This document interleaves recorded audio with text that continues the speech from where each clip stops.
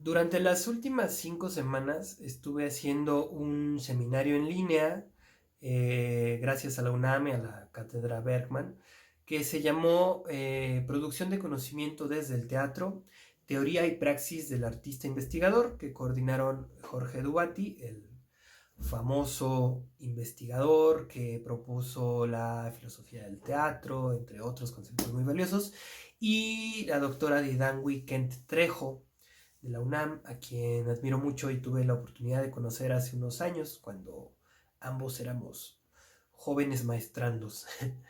La última tarea de este seminario es hacer una autoentrevista, lo cual me parece sumamente interesante, es decir, hacerme a mí mismo las preguntas que quisiera hacerme y tratar de responderlas. Ahí está lo más difícil.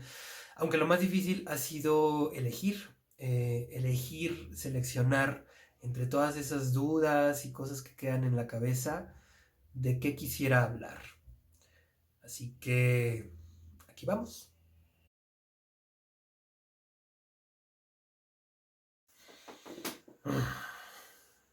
Durante algunos años me tocó dar la materia de investigación escénica en la licenciatura en artes escénicas de la Universidad de Guanajuato.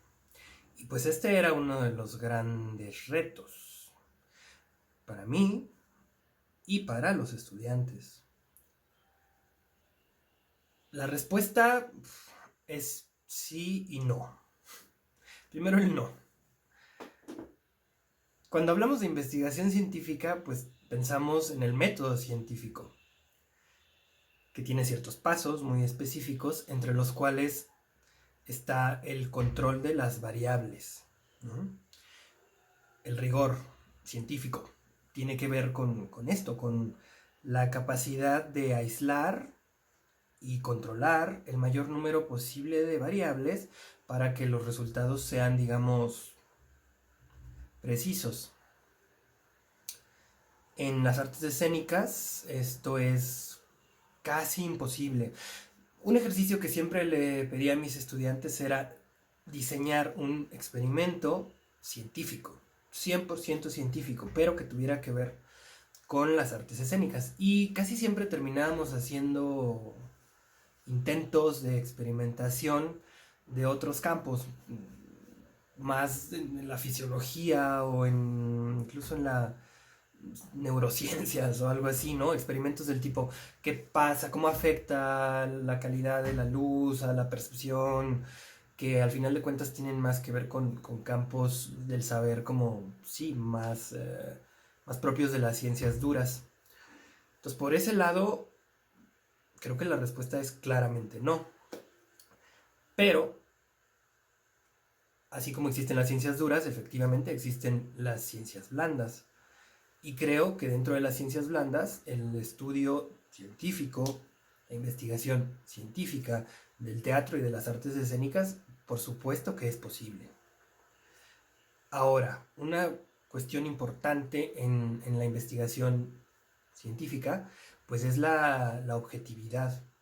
Y efectivamente en el arte en general, eh, hay un límite muy delgado entre objetividad y subjetividad. Por supuesto que hay fenómenos objetivos como la duración de una obra o los decibeles eh, en los que un actor o una actriz pronuncia un diálogo, la cantidad de palabras de un texto, no sé. Pero siempre estamos como en ese límite entre la objetividad y la subjetividad. En este punto me interesaría mucho como hacer una subpregunta que es, ¿hasta qué punto es válida la autoobservación, ¿no? En la investigación del teatro y de las artes escénicas? Porque la autoobservación pone como una segunda capa de subjetividad. ¿Es posible observarse a sí mismo con objetividad? Es una pregunta bastante complicada. Mi primera tentación es decir no. En el seminario, por ejemplo, Jorge Duati señalaba varios ejemplos de personajes que, digamos, en su autoobservación proponen hacer ciertas cosas que luego vemos en la práctica no se cumplen. Pero hay otra postura importante, que es quién mejor que tú va a conocer mejor lo que está pasando al interior de tus procesos. Entonces, de por sí en el arte, en el teatro en particular, hay esas zonas incomprensibles que no deben ser reducidas a la comprensión, como decía Villarreal en una de las sesiones del seminario. Por lo tanto, intentar, probar, meternos en el problema de hacer investigación, de producir conocimiento, aún desde esa imposibilidad, me parece absolutamente fundamental. No es el teatro o el arte o la investigación de las artes la que tendría que adaptarse a los requerimientos de la investigación científica. Creo que es la academia, con mayúsculas, la que tendría que expandir su percepción de lo que significa investigar. En las artes, como en la filosofía y en las otras ciencias blandas, investigar no significa lo mismo que en las ciencias duras. Eso es un hecho. Y la academia tendría que responder a eso.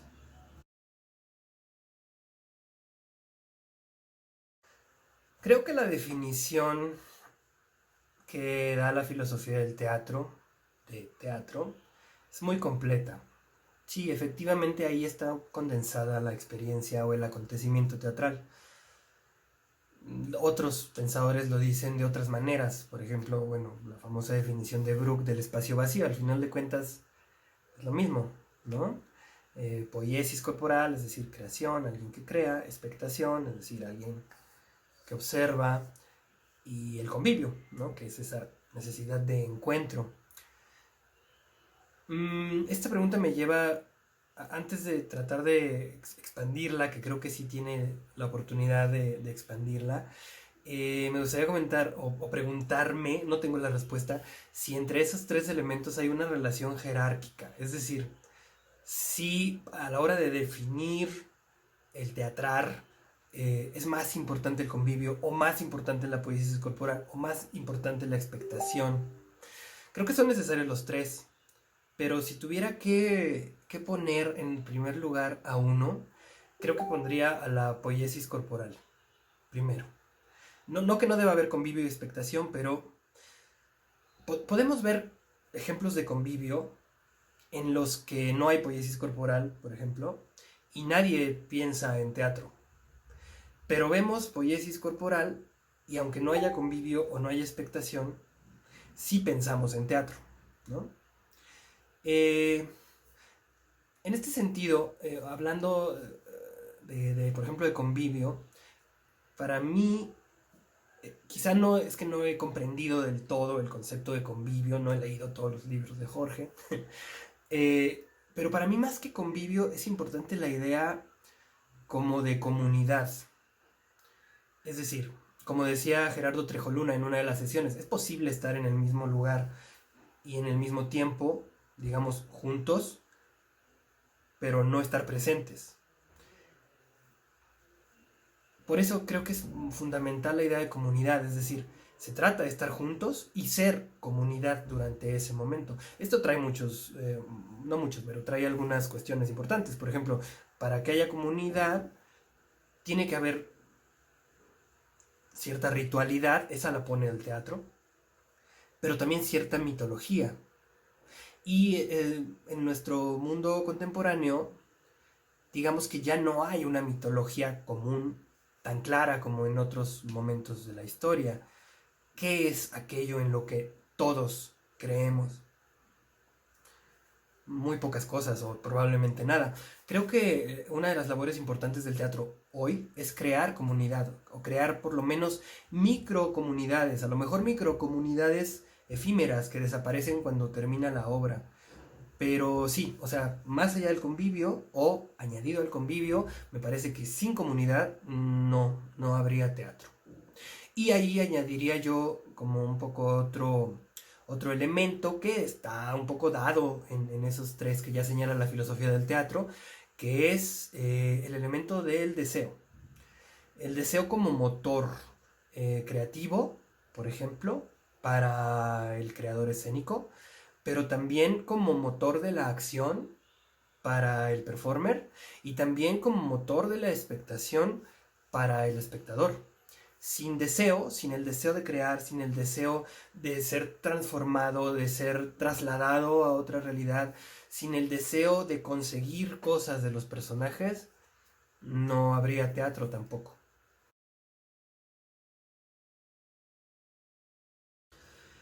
Esta es una de las grandes preguntas que se me han quedado en la cabeza después de este seminario. ¿Qué es la presencia? A ver, la primera tentación es responder de manera evidente, pues estar en un ahí, ¿no? Es decir, en un cronotopo, en un tiempo y un espacio determinados. Pero entonces eso nos lleva a preguntarnos qué es estar. Estar no es nada más la fisicalidad. A veces, sobre todo en nuestra sociedad occidental contemporánea, pensamos en nuestro ser un poco nada más como cuerpo. Y una prueba de eso es que le damos importancia al cuerpo y a lo demás casi no. Es decir, bueno, en unas cosas sí y en otras no. Pero quiero decir, por ejemplo, consideramos infinitamente más importante un médico que un psicólogo, ¿no? En ese sentido lo digo. Pero estar de cuerpo presente no necesariamente significa estar, porque nuestra mente puede estar en otra parte. Entonces, como decía en la pregunta anterior, dar por hecho que por estar en el mismo tiempo-espacio ya puede haber convivio, es tanto como dar por hecho que por no haber cuerpo no puede haber presencia. Es decir, mi cuerpo puede estar aquí, pero mientras ustedes vean este video, mi mente, que es otra parte fundamental de mi ser, va a estar allá con ustedes y ustedes estarán conmigo. Creo que es una pregunta un poco que no se puede resolver. Es decir, no quiero decir que sí hay convivio en el teatro en video. No, no lo hay. Y efectivamente no hay teatro, es otra cosa. Pero creo que sí debemos problematizar la presencia no nada más en términos de estar corporalmente. Otra cosa que es un poco partiendo de la reflexión de comunidad, lo he dicho en otras ocasiones. Muchas veces despreciamos la presencia virtual, ¿no? En estos contextos de confinamiento claramente nos damos cuenta de que necesitamos el cuerpo, necesitamos estar cerca, literalmente. Pero muchas veces, repito, despreciamos la presencia virtual y criticamos a la gente que está en su celular, ¿no? Todo el día mensajeándose con otros, cuando podría estar en la cena familiar departiendo con los demás. Pero es que en esa relación virtual puede haber comunidad.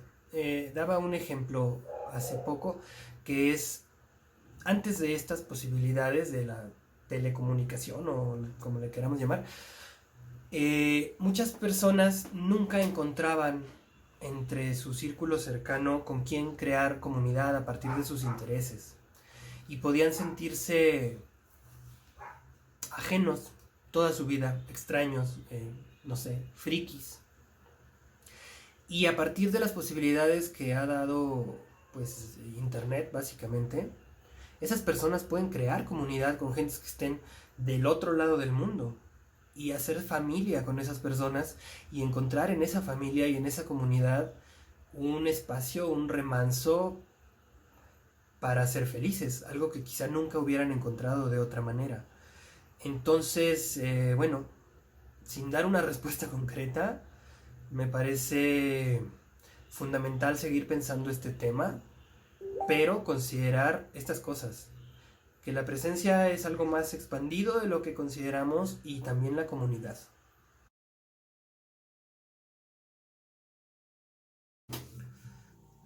La inefabilidad es una de las cosas que más me interesan en el arte.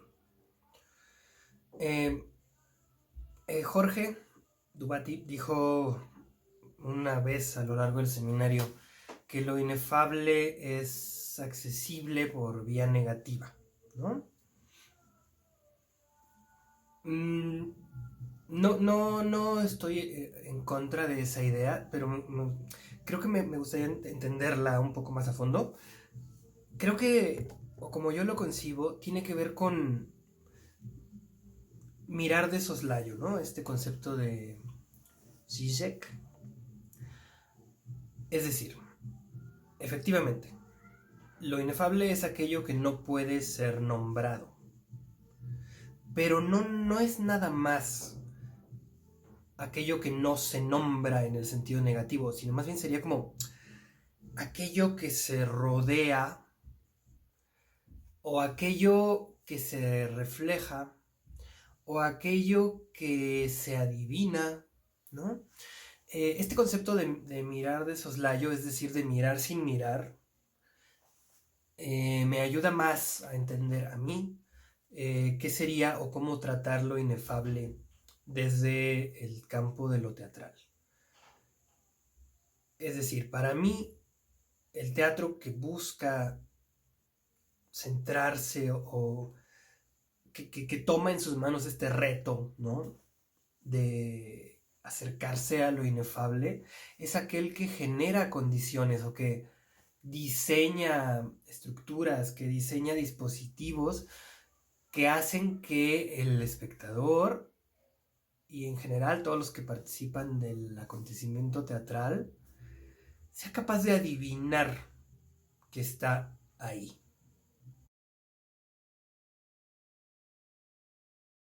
Esta pregunta me surge porque, pues, a ver, hablamos de teatro matriz como aquel que cumple como todas las características que se le asignarían al acontecimiento teatral, convivio, poiesis corporal, etc.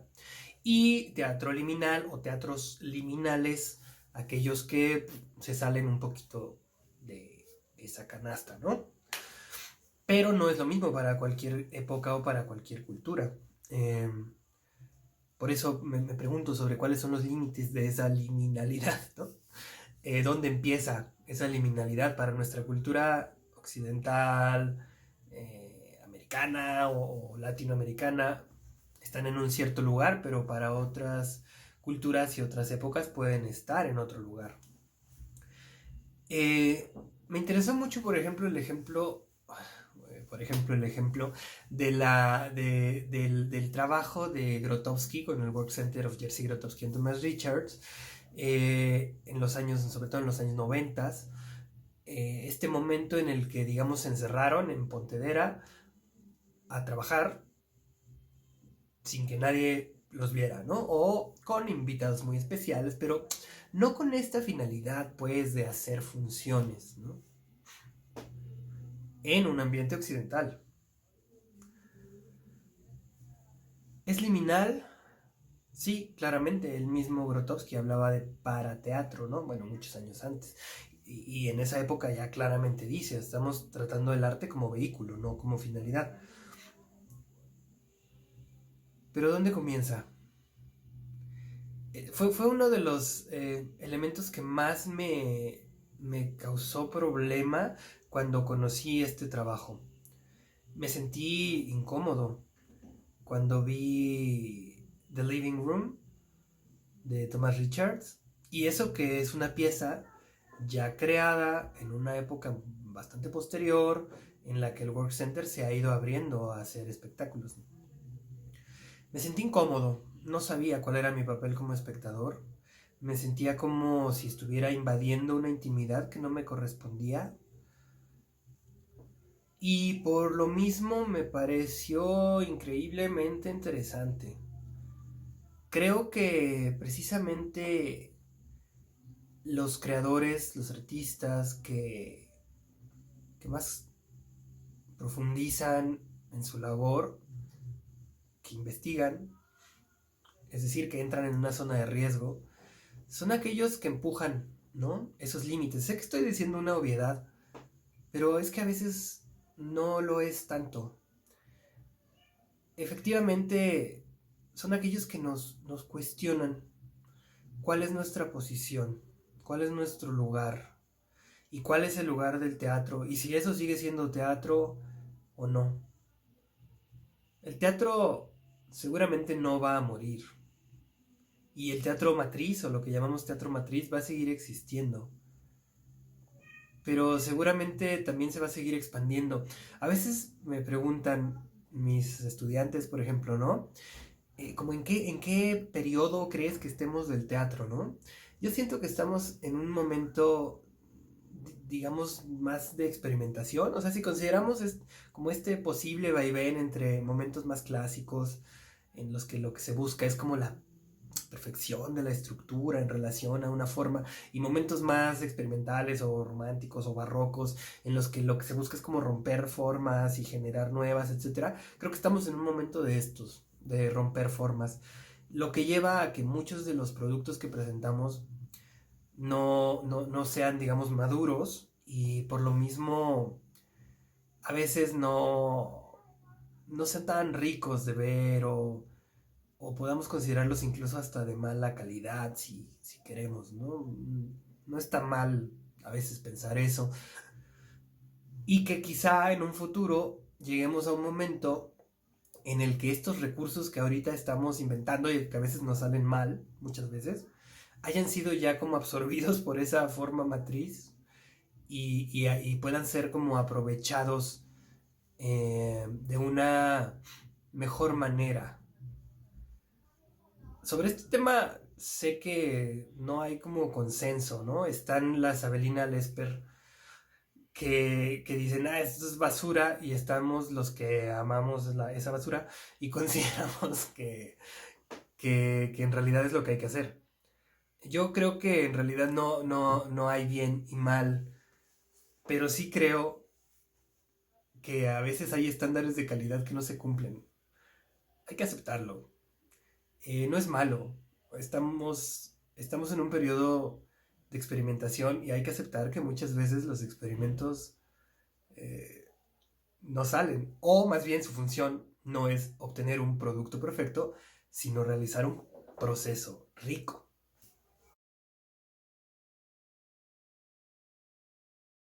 En un par de ocasiones durante el seminario Jorge dijo, el teatro es la única arte que no puede, digamos, como expropiarse de su territorialidad, ¿no? Es decir, que ocurre en un lugar concreto, en un cuerpo concreto. ¿Y la danza?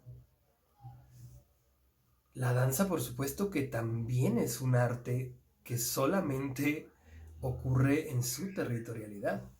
Ahora, por supuesto, es más complejo que eso. Volviendo un poco a preguntas atrás, hemos aprendido de la antropología teatral de Barba que en realidad hay culturas que no diferencian entre danza y teatro. Yo le apuesto bastante a esa idea, pero también me gusta entender cuáles son las diferencias entre una y otra. Y para mí la diferencia fundamental, y en ese sentido podríamos pensar de cierta manera que la danza es más fácilmente abstraíble de una territorialidad por el siguiente motivo. La danza sí, efectivamente se ejecuta en el cuerpo, pero es posible abstraerla hasta el nivel del movimiento puro. Pregunto, ¿es posible? ¿Es posible considerar el cuerpo sobre un escenario como algo no humano o no sujeto a sujetos y que es puro movimiento en el espacio? Sí y no. Sí, es posible. Y de hecho hay coreografías que un poco le apuestan a eso, incluso hacia la deshumanización, no en sentido negativo, sino a que los cuerpos de pronto parezcan no humanos, ¿no?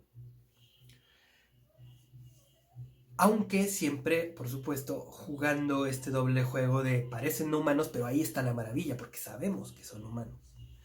Por lo tanto, al mismo tiempo, no es posible. No podemos olvidar que esos elementos que se mueven son cuerpos y que su movimiento está ligado a sus procesos fisiológicos y a sus procesos mentales, emocionales, espirituales, etcétera, etcétera. Por lo tanto, la respuesta es: la danza tampoco se puede desterritorializar.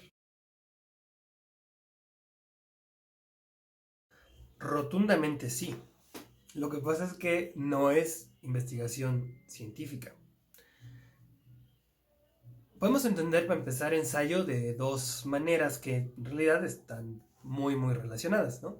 En el campo del teatro, cuando decimos ensayo, en lo primero que pensamos es en esos momentos en los que nos encontramos los creadores sin la preocupación de que el resultado sea idóneo, porque no lo va a ver un espectador fuera del director, que sería, digamos, el espectador experto. Pero también podemos entender ensayo como ese juego en el que ensaya da vueltas, hace pruebas, y en ese dar vueltas y hacer pruebas, a veces ni siquiera con un rumbo extremadamente claro, sino con preguntas, en ese dar vueltas, en ese generar, se va produciendo algo.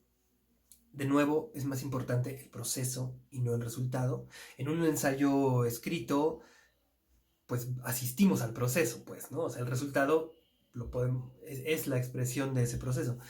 En el teatro, pues normalmente no.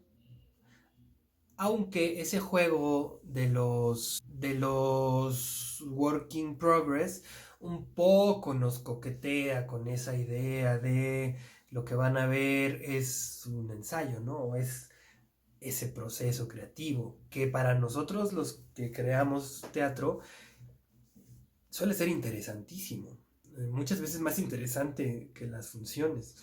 Y sobre todo, y esto es una suerte de statement, que los ensayos teatrales tendrían que ser ensayos en ese segundo sentido y no solamente repeticiones de lo que ya sabemos, ¿no?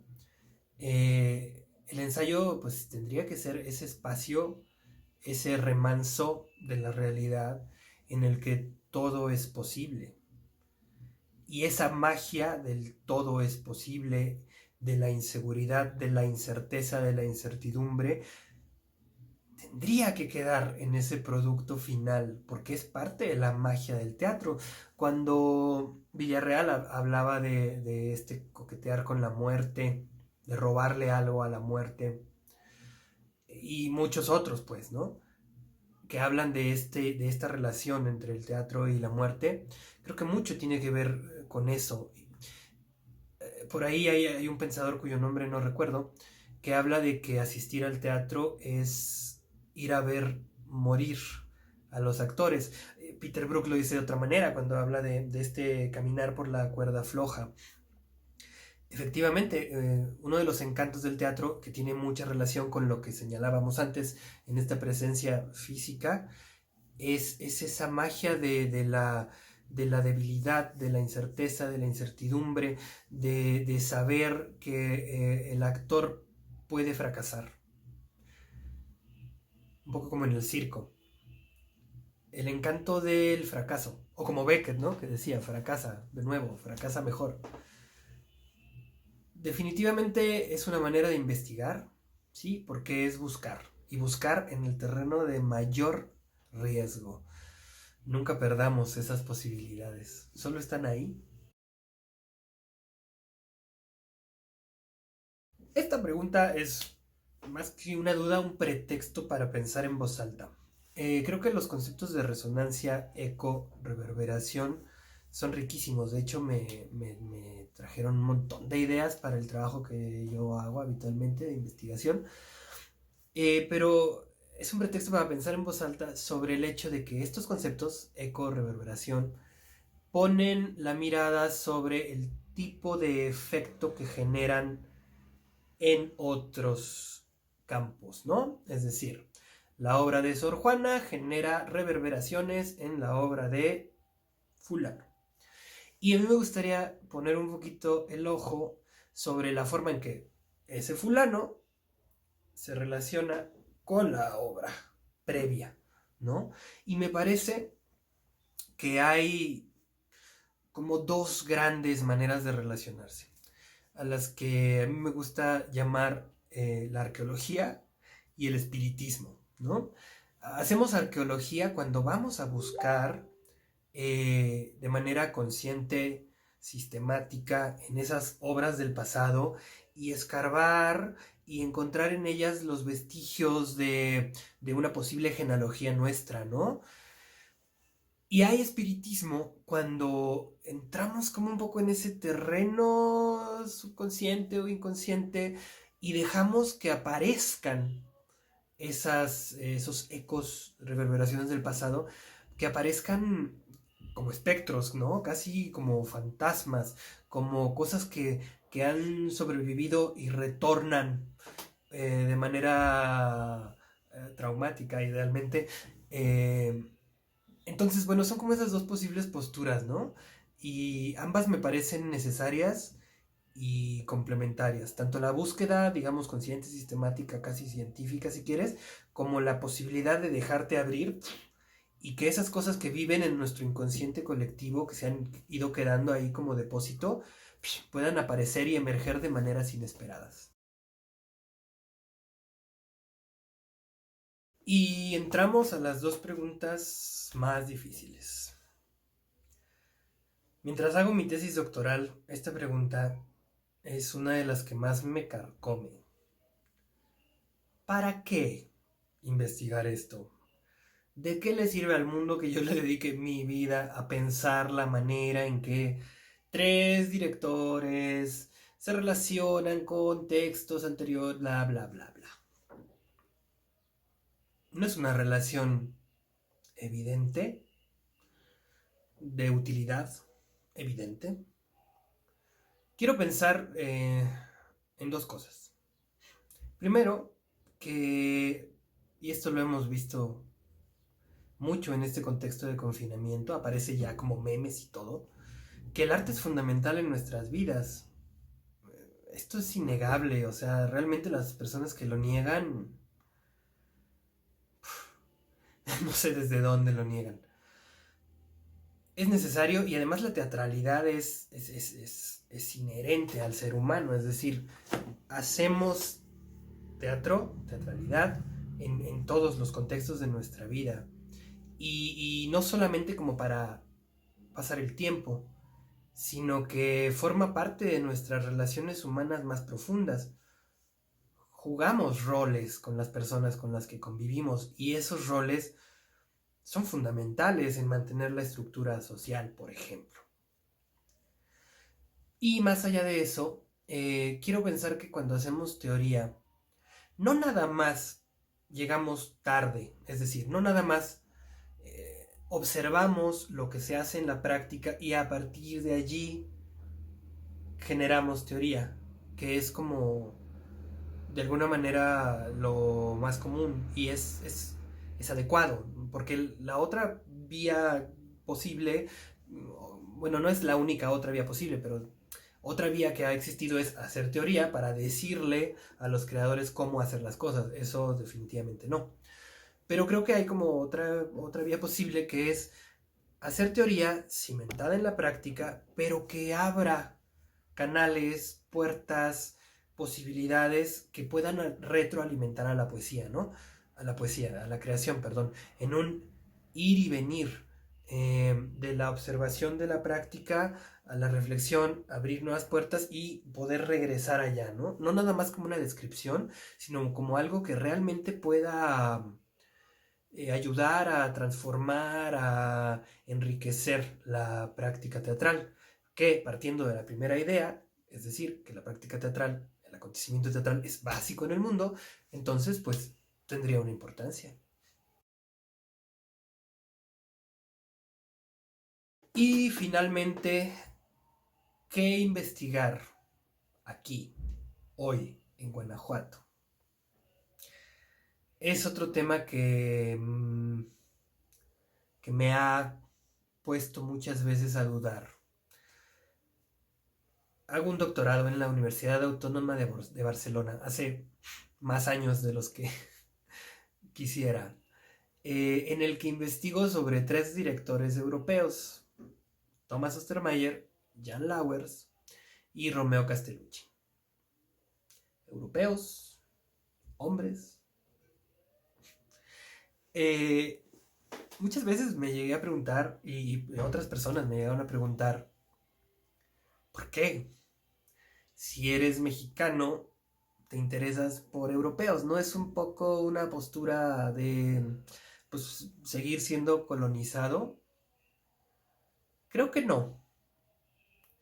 Creo que mientras estuve allá, no podía desaprovechar la oportunidad de conocer un mundo distinto al que conocía.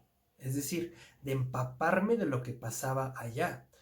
Y estando allá, por lo tanto, investigar sobre temas que podían serme cercanos en ese momento. Y de hecho he fantaseado un poco con la posibilidad de mirar esos productos europeos con mi mirada latinoamericana, es decir, hacer una especie de colonialismo inverso. Fantaseo, ¿no? No sé hasta qué punto lo logro o lo he logrado.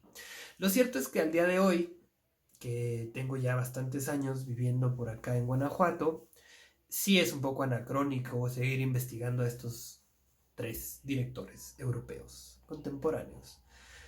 Y la pregunta es, ¿qué investigar? ¿No? ¿Qué investigar ahora? Dolorosamente debo decir, hace un tiempo una persona que fue muy importante en mi vida decía, a mí no me gusta el teatro, y a mí me dolía mucho porque a mí el teatro me importa demasiado. Decía, a mí no me gusta el teatro, pero luego esa persona fue, de hecho, a Europa, vio teatro allá y dijo, wow, no es que no me guste el teatro, es que no me gusta el teatro que hacen allá. No quiero decir que es menos valioso, pero sí me lleva a cuestionarme hasta qué punto los creadores estamos haciendo un trabajo riguroso. Pero no ese es el tema del que quiero hablar, sino que investigar ahora aquí. Bueno, el último ejercicio del seminario, y ya es una idea que ya tenía un poco atrás, me hizo darme cuenta, bueno, para los que no hacen el seminario, se trató de hacer un mapeo en mi territorio de artistas creadores, perdón, artistas investigadores, investigadores artistas, etcétera, en mi región, ¿no? Y me di cuenta con tristeza de que no existan, sino que no los conozco a todos, ¿no? Por supuesto, bueno, eso es normal, pero digo, mi nivel de desconocimiento de lo que está pasando es mucho mayor del que quisiera aceptar y del que sería mi responsabilidad como docente, como investigador y como creador. Entonces, lo primero que tengo que hacer es meterme a investigar qué está pasando. Y decía yo que en realidad es una idea que ya tenía, porque creo que lo que sigue ahorita en mi vida como investigador no desde la escena, sino un poco fuera de la escena, es ver el panorama de los creadores escénicos y sobre todo de mis hermanos dramaturgos. Así que esperen sorpresas.